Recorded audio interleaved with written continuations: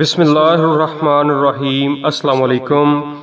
پیغام اسلام Urdu YouTube channel کی طرف سے ایک نئی ویڈیو لے کر آپ دوستوں کی خدمت میں حاضر ہیں۔ دوستو، نماز نبوی میں فضیلت نماز پر صحیح حدیث کی روشنی میں چند حدیث مبارک آپ دوستوں کی خدمت میں پیش کریں گے، جس سے آپ کو نماز کی فضیلت جو ہے انشاءاللہ بالکل واضح ہو جائے گی۔ تو اسی سلسلہ میں پہلی حدیث پیش کرتے ہیں۔ سیدنا ابن عمر رضی اللہ عنہ سے روایت ہے کہ رسول اللہ صلی اللہ علیہ وسلم نے فرمایا، بندہ جب نماز پڑھنے کے لیے کھڑا ہوتا ہے تو اس کے گناہ اس کے سر اور کندھوں پر آ جاتے ہیں، پھر جب وہ رکوع یا سجدہ کرتا ہے تو یہ گناہ ساقط یعنی معاف ہو جاتے ہیں۔ سیدنا عبادہ بن صامت رضی اللہ عنہ سے روایت ہے کہ رسول اللہ صلی اللہ علیہ وسلم نے فرمایا، اللہ تعالیٰ نے 5 نمازیں فرض کی ہیں، جس نے ان کے لیے اچھا وضو کیا، انہی وقت پر ادا کیا، انہیں خشوع کے ساتھ پڑھا، ان کا رکوع پورا کیا، تو اس نے نماز کے لیے اللہ کا عہد ہے کہ وہ اسے بخش دے گا، اور جس نے ایسا نہ کیا اس کے لیے اللہ کا عہد نہیں ہے، چاہے وہ اسے بخش دے اور چاہے تو اسے عذاب دے۔ سیدنا عمارہ بن روبہ رضی اللہ عنہ روایت کرتے ہیں کہ رسول اللہ صلی اللہ علیہ وسلم نے فرمایا، جو شخص آفتاب کے طلوع و غروب سے پہلے فجر اور عصر کی نماز پڑھے گا، وہ شخص ہرگز آگ میں داخل نہیں ہوگا۔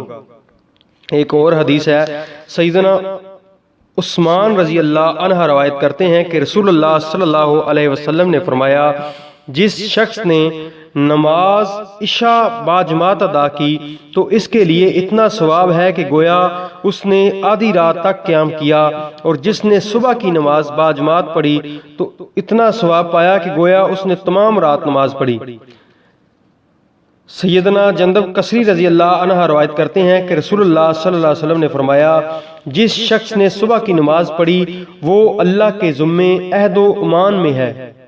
سیدنا ابو ہریرہ رضی اللہ عنہ روایت کرتے ہیں کہ رسول اللہ صلی اللہ علیہ وسلم نے فرمایا، تمہارے پاس فرشتے رات اور دن کو باری باری آتے ہیں، اور آنے جانے والے فرشتے نماز فجر اور نماز عصر میں جمع ہوتے ہیں۔ جو فرشتے رات کو تمہارے پاس رہے وہ آسمان پر جاتے ہوئے ہیں تو ان کا رب ان سے پوچھتا ہے، حالانکہ وہ اپنے بندوں کا حال خوب جانتا ہے، تم نے میرے بندوں کو کس حال میں چھوڑا؟ وہ کہتے ہیں کہ ہم نے انہیں اس حال میں چھوڑا کہ وہ نماز پڑھ رہے تھے، اور ہم نے ان کے پاس اس حال میں گئے کہ وہ نماز پڑھ رہے تھے۔ سیدنا ابو ہریرہ رضی اللہ عنہ سے روایت ہے کہ رسول اللہ صلی اللہ علیہ وسلم نے فرمایا، منافقوں پر فجر اور عشاء سے زیادہ باریک کوئی نماز نہیں۔ اگر انہیں ان نمازوں کا ثواب معلوم ہو جائے تو وہ ان میں ضرور پہنچیں، اگرچہ انہیں سرین پر گھسٹ کر ہی جانا پڑے۔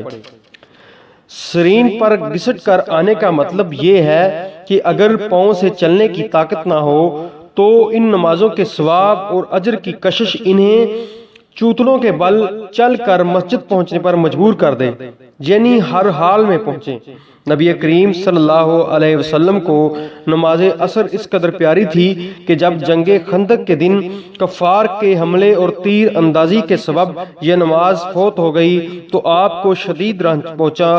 اس پر نبی کریم صلی اللہ علیہ وسلم کی زبان مبارک سے یہ الفاظ نکلے، ہمیں کافروں نے درمیانی نماز عصر سے باز رکھا حتیٰ کہ سورج بھی غروب ہو گیا، اللہ تعالیٰ ان کے گھروں اور قبروں کو آگ سے بھر دے۔ اللہ تعالیٰ سے دعا ہے کہ اللہ تعالیٰ ہمیں 5 وقت کی نماز پڑھنے کی توفیق عطا فرمائے۔ آئندہ نماز کو جو نماز نبوی صلی اللہ علیہ وسلم ہے وہ انشاءاللہ آہستہ آہستہ آپ دوستوں کی خدمت میں پیش کرتے رہیں گے۔ جزاک اللہ۔